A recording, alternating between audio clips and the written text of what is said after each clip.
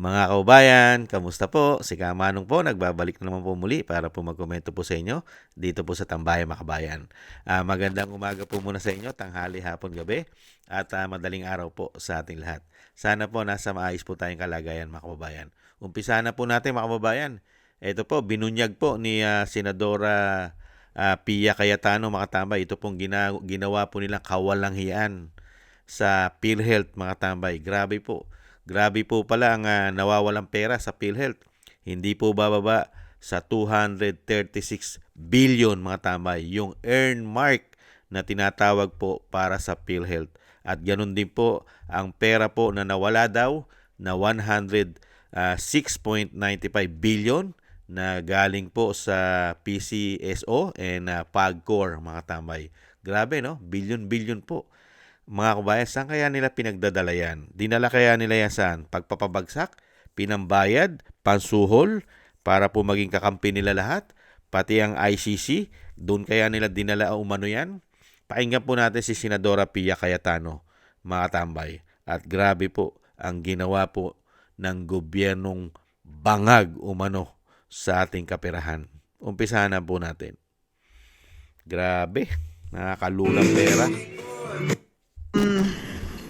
This is about the sin tax collection. So by law, under the sin tax law, there is a mandate that the collection be earmarked for PhilHealth. Ang ibig po sabihin nun mga kababayan, earmark, unlike karamihan ng revenue ng gobyerno, walang earmarking yun, pupunta lang yun sa treasury. So lahat ng nakukuhang revenue treasury. Pero itong revenue na nanggagaling sa sin tax, yan po ay earmarked. Ang ibig sabihin nun, nakaisang tabi yun in a separate fund, merong specific na paggagamitan. Ang paggagamitan nun is PhilHealth. So, in 2023, I'll just go back, kasi we passed the law in 2022, it became effective by way of the sin tax collection in 2023.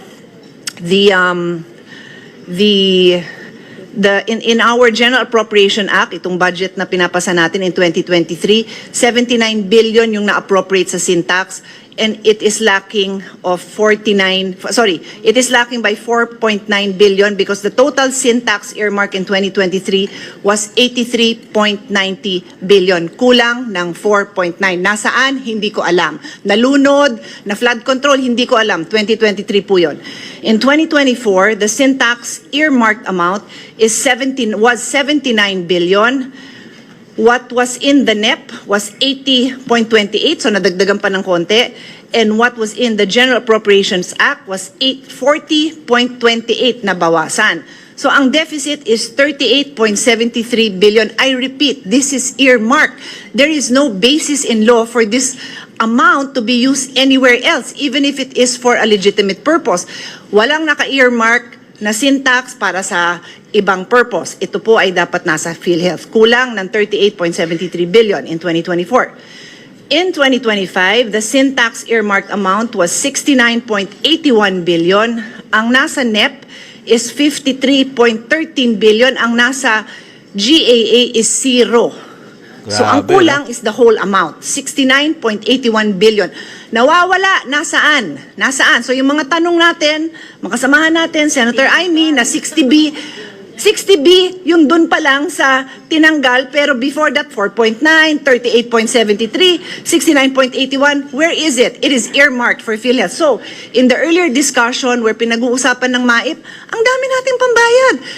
We would not have to have this discussion because the funding is available by law. So, I move on. In 2026, which is ngayon, ang earmark is 69.78 billion. Magkano ang nasa NEP? 53.26 billion. Ano kulang? 16.52 billion. We have the power. Ladies and gentlemen, tayo dito. Wag na natin gayahin yung 2023, 2024, and 2025 GAA. We have the power to reinstate the 16.52 billion. In the past 4 years, let's do the right thing for this 1 year. And this will address the very same questions that you were all raising earlier on the lack of funding for medical assistance. Okay? So I rest my case kasi clear yan. Ang total yan is 129.96 billion for the past 4 years. 129.96. I'm not done. Also earmark, kaya magkape ka pa, Chairman. Also earmarked are revenues from PCSO and PAGCOR. Iba naman yung batas na to, pero it is also earmarked. Uulitin ko, very clear na tatanggalin yung pondo na revenue ng PCSO and PAGCOR, isang tabi para sa PhilHealth. Ang nakalagay lang, kasi ibang batas to, nakalagay doon subject, and I am paraphrasing, but basically it reads something like subject to the usual accounting, budgeting, and auditing principles. O yun daw. O nasan? Wala. Zero. Ibig sabihin sa apat na since 2019 pa ang PCSO. 2019, 2020, 2021, 2022, 2023, 2024, 7 freaking years. Walang pumasa sa auditing ni piso. That amount, dear colleagues, is 106.95 billion. Earmarked. Where is that? Where is it? It's floating with the flood control projects. Now, what year was that? 2022, yung 2 years na nasagaan. Yeah.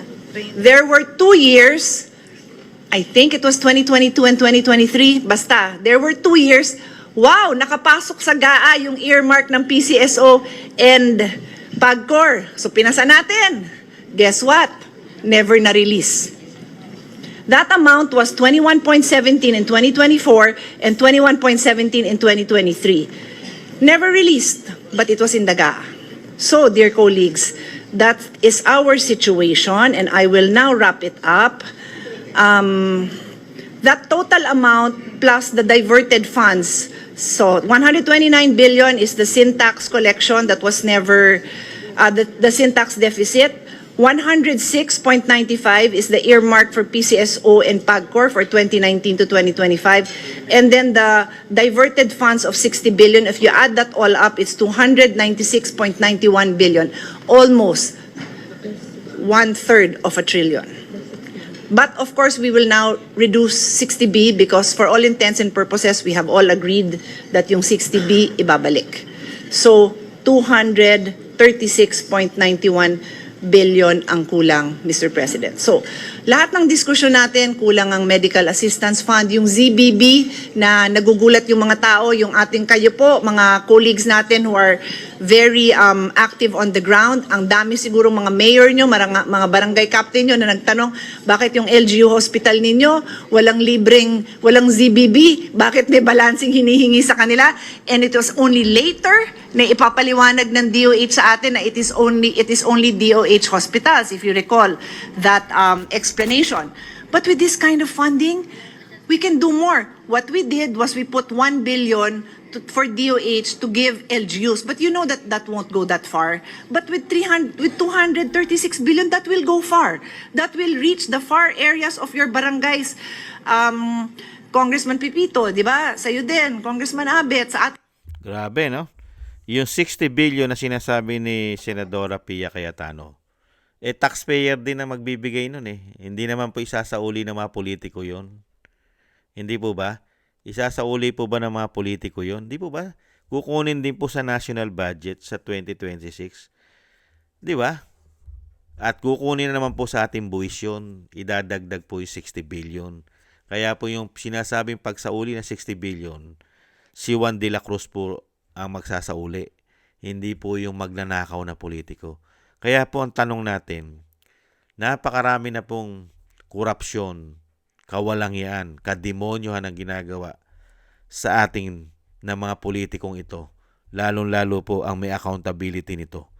Bakit wala pong natitinag? Bakit pong wala natitinag sa upuan ng mga congressman, mga senador? Para po ito'y, mapaila na po na impeachment. Di ba? Napakarami pong anomalya. Flood control. Tapos ngayon, pati kalusugan natin. Di ba? PhilHealth, DOH. Ano pa? Pati po ang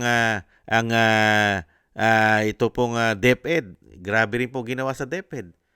Classroom, 22 ang na-finish. Nasaan po ang pondo ng mga classroom natin? Bilyon-bilyon. Hindi po ba matatapos na po ang taon? Saan din kaya napunta yung hindi nila na nagamit at nagasto sa pampagawa ng mga classroom. Ito po, PhilHealth. Nakita niyo po, pati yung PCSO, yung PAGCOR. Grabe po ang ginawa po nila diyan. Yung mga syntax, di ba? Yung syntax po kasi, napupunta po talaga yan dahil batas po yan sa PhilHealth. Pati po yun ang gagaling po sa PCO, yung sa Lotto, mga tambay. At syempre yung sa PAGCOR, yung sa mga sugalan po yan, mga tambay, mga casino. Di ba? Napupunta po yan sa health system natin. Di ba? Sa PhilHealth. Dahil malaking tulong po yan para po sa ating mga kababayan, para po sa atin. Dahil napakarami po nating mahihirap. Di po ba na hindi po natin kayang magpagamot dahil po sa napakamamahal na gamutan at presyo ng ospital. Hindi po ba mga kababayan? Pero dito po sa ginagawa po ng gobyerno ng Binagoongang Pilipinas, imbis mo na itulong po sa mga Pilipino, ninanakaw po nila umano. Dinala nila sa sinasabing mga ghost project yata nila. Pinagkukuha. Kaya nga po ito mga tambay, napakalaking kasalanan po ang ginawa nilang ito. Ito pong gobyerno na ito, mga kabayan, contribute po ito eh. Lalong-lalo po yung contribute na kinuha. Di ba? At yung buwis po ng sins tax, di ba? Na talagang batas na po yan. Tapos ito po, earmark ito. Kung sinasabi po ito ay naka-reserve, ang paggagamitan lang po nito ay PhilHealth pa rin. Dahil kailangan po na maraming benepisyo ang PhilHealth. Di po ba? Dahil kulang na kulang nga po ang benepisyo nila. Dahil nga sa sinasabi po na sa dami po natin, mahigit 100 milyon na tayo sa ating bansa. Tapos nanakawan mo pa ang pondo ng PhilHealth. Meron na nga nagnanakaw dyan sa loob, umano. Nanakawan pa ng gobyerno. Napakarami nyo na magnanakaw riyan, umano. Hindi po ba? Kaya nga po nakakalungkot mga kabayan. Bakit nagkakaganito ang ating bansa at pinag-uubra po ng mga politiko? Okay lang sa kanila. Dire-diretso. Ipapahayag mo na ipapahayag, i-expose mo na i-expose ang ginagawang korupsyon, kawalangian at katarantaduhan sa ating bansa ng nanunungkulang gobyerno ngayon. Pero wala po kayong ginagawang aksyon para ito'y masupil. Panagutin? Wala bang mananagot? Lalong-lalo yung gumagawa, yung pumipirma ng GAA. Sinisiro nila ang PhilHealth. Grabe. Di po ba impeachable yan? Samantalang sa Vice President, ginawa ng issue, confidential fund, in-impeach. Hindi po ba kawalangyaan itong mga politiko na ito? Samantalang ito, binaboy, ninakawan ng taong bayan, bilyon-bilyon. Di po ba? Pag tinotal po yung kinuha sa PCSO, sa PAGCOR, tapos sa PhilHealth, hindi po bababa sa 296 billion. Kasama pa yung 60 billion na pinababalik na tayo mismo ang magbabalik sa buwis natin. Hindi po ba? Kaya nga po ang kabuuan nito, hindi lang po 234 billion. Lumalabas po ito ay 296 billion ang nakuha po nila sa atin mga kabayan. Lalong-lalo po doon po sa buwis na sinatawag na sin tax na yan po ay batas na mapupunta po lahat yan sa PhilHealth. Ganon din po yung sa PCSO at sa PAGCOR mga kabayan na tinatawag po nila na earmark mga tambay. Grabe no? Grabe. Grabe kawawalang ya. Grabe kawawalang ya nila umano. Nawala man la sila aksyon. Itong mga demonyo na ito umano. Napakarami nilang binubunyag na korupsyon. Uulitin po natin. Napakarami nilang binubunyag na korupsyon sa ating bansa. Itong mga politiko na ito. Lalong-lalo yung may accountability sa Malacanang. Wala man lang nagpapail ng impeachment sa mga demonyo na yan. Umano? Hindi po ba? Kaya nga po, kung titingnan nyo po yung senaryo, ang Vice President, confidential fund, COA mismo nagsasabi, wala man lang issue na korupsyon. Okay ang COA, pero ginagawa nilang pilit para mapabagsak ang Vice President? Confidential fund? Samantalang ito, isang damukal na issue ng korupsyon, pinatotohanan nila, totoo, dokumentado, kinuha nila ang pera ng taong bayan. Hindi ngayon maipaliwanag kung saan dinala dahil napakaraming ghost project at maanumalyang proyekto nila. Hindi po ba? Nakakapagtaka, no? Nakapagtataka itong bansa natin. Mas pinapaboran ng mga politiko na sinasabing mga lingkod bayan daw po sila. Pero mas pinapaboran nila ang pagnanakaw.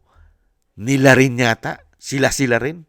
Mga magnanakaw sa pera natin, sa buwis natin. Ibang klase itong mga tao na ito. Mas pumapabor sila dahil pare-parehas po yata talaga silang mga magnanakaw. Wala man lang, ni isa sa kanila na nagpapahayag ng korupsyon. Maliban lang dito sa tinanggal nila. Hindi na natuloy yung impeachment. Tinanggal nila. Sino? Duterte Youth. At sinibak din nila. Tinanggal din nila. Dinagyan nila ng suspension. Hindi natin alam kung tuloy-tuloy na nilang sisibakin yan, si Kiko Barsaga. Dahil magpapail din po ng impeachment yan. Pero dito, napakarami nating congressman. 300 plus. Kung hindi po ako nagkakamali, ay nasa 318 ang representative po natin dyan, kasama ang party list. Wala man lang nagpapail sa mga hindot na yan ng impeachment sa presidente. Ganon din sa Senado. Okay lang sa kanila. Expose ng korupsyon na maanumalya. Pero okay lang sa kanila. Tuloy-tuloy pa rin ang pagnanakaw. Tanggap na tanggap nila. Bakit?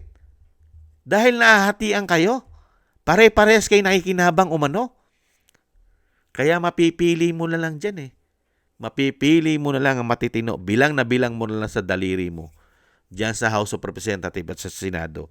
At dito po, dito sa pinasabog at binunyag ni Pia Cayetano, hindi rin kaya mag-iisip si Pia Cayetano na humanap ng paraan, gumawa ng paraan para ma-impeach at panagutan ng binagoong Pilipinas ang pinagagawa nila. Kawalang yan sa mga Pilipino. Katulad po nito, health system natin ito. Health, diba? Kalusugan natin nakataya rito, ninanakaw nila.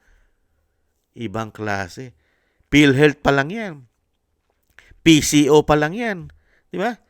PCSO pa lang yan. PCSO pa lang yan. Di ba? At yung PAGCOR. Grabe. Grabe, no? Grabe itong gobyerno na ito pagdating sa pera. Kaya nga po mga kabayan, kaya pala makapag-iisip ka na hindi pala matitinag Hindi nila kayang tinagin pala dahil yung perang nawawala po, katulad po nito, 296 billion. Pag sinama mo yung 60 billion na ibabalik natin sa buwis natin, saan kaya ito? Ito kaya yung ginawa nilang pantulog para ikaw ay maging pipi, bingi at bulag? Katulad po na nangyayari sa men in uniform, lalong-lalo sa mga general umano. Ito kaya yung pambulag, pantulog, pambingi para maging pipi ka? Hindi kaya. At kasama rin kaya rito yung ginawa nila. Yung mga kabayan, nabayaran din yata nila umano ang ICC. Nagtatanong lang para sa nangyaring kidnapping umano sa dating Pangulo. Diyan kaya nila pinagdadala yan? Ipanuhol sa mga dapat suhulan. Kasama na yatang nasusuhulan ng media umano. Lalong-lalo makakaliwa. Walang nakikitang korupsyon ng makakaliwa. Maiingay sa mga Duterte yan. Pero pagdating sa gobyerno ng binagoong Pilipinas, tahimik. Katulad niyan, PhilHealth, wala silang pakialam yan. Basta kay Sara lang sila. Ganyan po kadidemonyo, kawawalang nga umano, mataong yan. Yung mga grupo na yan. Hindi po ba? Tahimik na tahimik. Ibang klase itong gobyernong ito. Talagang makikita mo na, nung pumasok po ang binagoang Pilipinas, nahayag na po lahat sila na sila pala talaga ang salot at nagpapahirap. Kaya pala hindi umuunlad ang ating bansa dahil nakita po natin ngayon sila, mga kabayan, natanggal na po ang mga maskara nila. Nahubad na po ang mga maskara po ng mga politikong magnanakaw sa ating bansa. Noong panahon ni dating Pangulong Duterte ay naitatago pa nila. Nakamaskara pa sila. Ngayon, kilalang kilala na natin silang lahat, mga kaubayan, dahil nahubaran na po ng maskara. Ano naman kaya masasabi rito ni Bongit, ni Bangag, na tinatawag na kanyang kapatid? Ano rin kaya masasabi rito ng dating speaker na si Tambaluslos, mga kaubayan? Ano din kaya masasabi rito ni Sandro Marcos? At ano rin kaya masasabi rito ng dating Finance Secretary na si Ralph Recto? Di po ba? Lalong-lalo po sa mga paglipat-lipat na yan. Kasi gagawan po nila ng batas yan para mailipat sa Treasury. Di po ba? Paano po yung mga powerful dyan? Ano kaya masasabi na mahindot na yan, mga kababayan? Kaya po dito po, mga kababayan, ang nangyayari po sa ating bansa ay puro po expose. Puro po expose at puro po investigasyon lang po. Wala pong mapapanagot, mga kababayan, lalong-lalo po yung malalaking isda. Yung malalaking ulo ng buhaya. Ilang buwan na po ang investigasyon, mga kababayan. Katulad po nito, iimbestigahan kaya ito ng ombudsman, mga kababayan? Iimbestigahan kaya nila ito? Ito pong napakalaking pera na ninakaw nila sa PhilHealth. Ganyan din po sa PCSO at siyempre po sa PAGCOR, mga kababayan. Grabe po kawawalang yan ng mga taong ito. Maraming salamat po, mga tambay. Nakakalungkot lang po. Binigyan po tayo ng mga walangya at mga demonyong lingkod bayan sa panahon po ng binagoong Pilipinas. Napakakawawa ng mga Pilipino, lalong-lalo po tayong mahihirap. Yung pera na hindi naman sa kanila galing sa buwis, sa sales tax, na dapat po ang makinabang ay tayong mahihirap, ay pinag-interesan pa po, ninakaw pa po ng mga demonyong politiko sa ating bansa, mga kababayan. Thank you po sa gusto po ng ating Tambayang Makabayan sa YouTube at TikTok. At ganoon din po sa mga subscribers po natin, sa mga nagko-comment, like, share, and subscribe. Thank you po sa inyo. Shoutout po sa inyong lahat. Mabuhay po kayo. At thank you rin po sa mga nagbibigay po ng tulong at biyaya. Shoutout po sa inyo, mga kababayan. Kay Tatay Nick ng Canada, King Eric Hershio ng Canada, Bey Chichiyoko, Kingston ng Hong Kong, Jake Yahut ng Maisog, California, USA, Gina Ray Solidides ng Berlin, Germany, Julieta Silona ng Sydney, Australia, Jem Aris na United Arab Emirates, Jobelin Watanabe ng Japan, ako si Pilam, Ani Jo, Chidorico Erguisa Jr., Arpel Villacorta, Wills Bubbles 5697, Rosalina, Michelle Yamaguchi, Norma Garcia, Gay at Shena, at Nancy Lumampaw. Thank you po sa inyo, mga kabayan. Ingat po kayo. Lalong-lalo po sa inyo po mga paggawa. Maraming salamat po, mga tambay. Sa muli po, ingat po tayo. Bye-bye.